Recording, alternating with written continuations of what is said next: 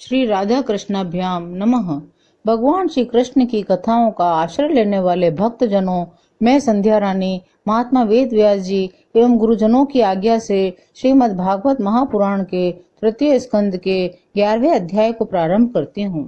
11वां अध्याय मनमंतरादि काल विभाग का वर्णन।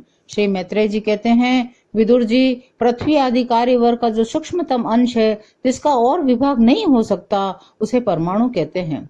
इन परमाणुओं अनेक परमाणुओं के परस्पर मिलने से ही मनुष्यों को भ्रमवश उनके समुदाय रूप एवं अवयवी की प्रतीति होती है। 2 परमाणु मिलकर एक अणु होता है और 3 अणुओं के मिलने से एक त्रस रेणु होता है, जो झरोखे में से होकर आई हुई सूर्य की किरणों के प्रकाश में आकाश में उड़ता देखा जा सकता है। ऐसे 3 त्रस रेणुओं को पार करने में सूर्य को जितना समय लगता है, उसे त्रुटि कहते हैं। इसका 100 गुना काल वेद कहलाता है। 3 वेद का एक लव होता है, 3 लव को एक निमेष और 3 निमेष को एक क्षण कहते हैं। 5 क्षण की एक काष्ठा होती है, 15 काष्ठ का एक लघु, 15 लघु की एक नाड़िका कही जाती है, 2 नाड़िका एक मुहूर्त होता है। दिन के घटने बढ़ने के अनुसार 6 या 7 नाड़ी का एक प्रहर होता है, यह याम कहलाता है, जो मनुष्य के दिन या रात का चौथा भाग होता है। 6 पल तांबे का एक ऐसा बर्तन बनाया जाए जिसमें एक प्रस्थ जल आ सके। 4 मासे सोने की 4 अंगुल लंबी सलाई बनवाकर उसके द्वारा उस बर्तन के पेंदे में छेद करके उसे जल में छोड़ दिया जाए। जितने समय में एक प्रस्थ जल उस बर्तन में भर जाए, वह बर्तन जल में डूब जाए, उतने समय को एक नाड़िका कहते हैं।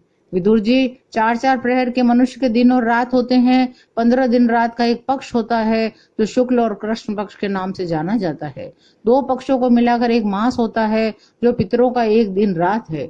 2 मास का एक ऋतु, 6 मास का एक अयन होता है। अयन दक्षिणायन और उत्तरायण भेद से 2 प्रकार का होता है।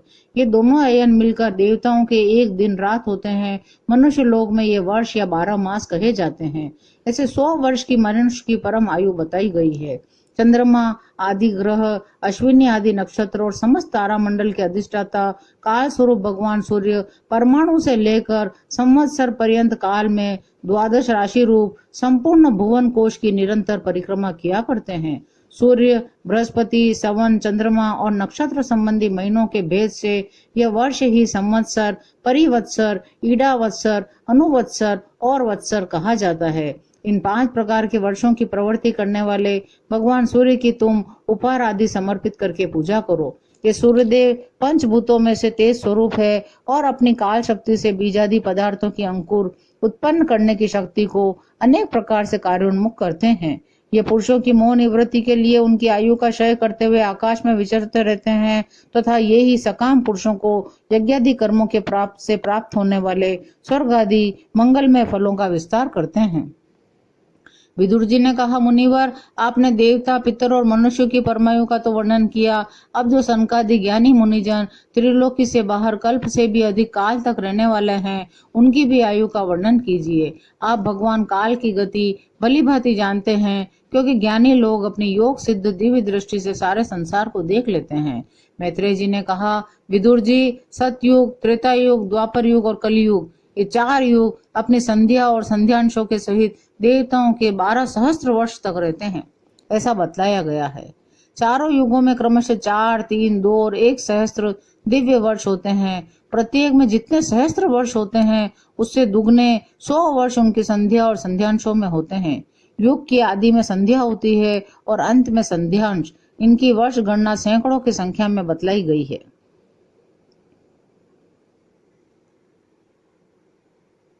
जब सूर्य और चंद्रमादि से रहित वह प्रलय रात्रि आती है, तब वे भूव भुव स्वः तीनों लोग उन्हीं ब्रह्मा जी के शरीर में छिप जाते हैं। उस अवसर पर तीनों लोग शेष जी के मुख से निकली हुई अग्नि रूप भगवान की शक्ति से जलने लगते हैं। इसलिए उसके ताप से व्याकुल होकर भृगु आदि मुनीश्वर गण महर लोक से जनलोक को चले जाते हैं। इतने में ही 7 समुद्र प्रलय काल के प्रचंड पवन से उमड़कर अपनी उछलती हुई उत्ताल तरंगों से त्रिलोकी को डुबो देते हैं। तब उस जल के भीतर भगवान शेषशाही योग निद्रा से नेत्र मूंद कर शयन करते हैं। उस समय जनलोक निवासी मुनिगण उनकी स्तुति किया करते हैं। इस प्रकार काल की गति से एक एक सहस्त्र चतुर्युग के रूप में प्रतीत होने वाले दिन रात के हेरफेर से ब्रह्मा जी की 100 वर्ष की परमायु भी बीती हुई सी दिखाई देती है। ब्रह्मा जी की आयु के आधे भाग को परार्ध कहते हैं। अब तक पहला पदार्थ तो बीत चुका है, दूसरा चल रहा है। पूर्व परार्ध के आरंभ में ब्रह्म नामक महान कल्प हुआ था, उसी में ब्रह्मा जी की उत्पत्ति हुई थी। पंडित जन इन्हें शब्द ब्रह्म कहते हैं। उसी परार्थ के अंत में जो कल्प हुआ था उसे पाद्य कल्प कहते हैं। इसमें भगवान के नाभि सरोवर से सर्वलोक में कमल प्रकट हुआ था। विदुर जी, इस समय जो कल्प चल रहा है वह दूसरे परार्थ का आरंभक बतलाया जाता है। यह वराह कल्प नाम से विख्यात है। इसमें भगवान ने सूकर रूप धारण किया था। यह 2 परार्थ का काल अव्यक्त अनंत अनादि विश्वात्मा श्री हरि का एक निमेष माना जाता है।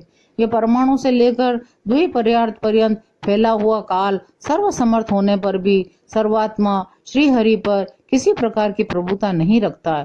यह तो देहादि में अभिमान रखने वाले जीवों का ही शासन करने में समर्थ है।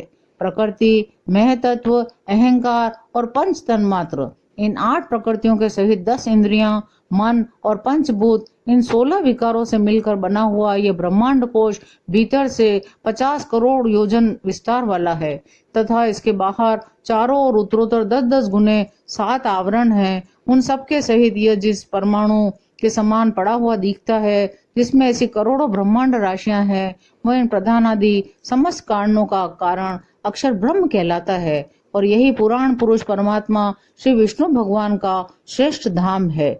यहाँ 11वां अध्याय विराम लेता है। जय श्री कृष्णा। शेष अगले अंक में।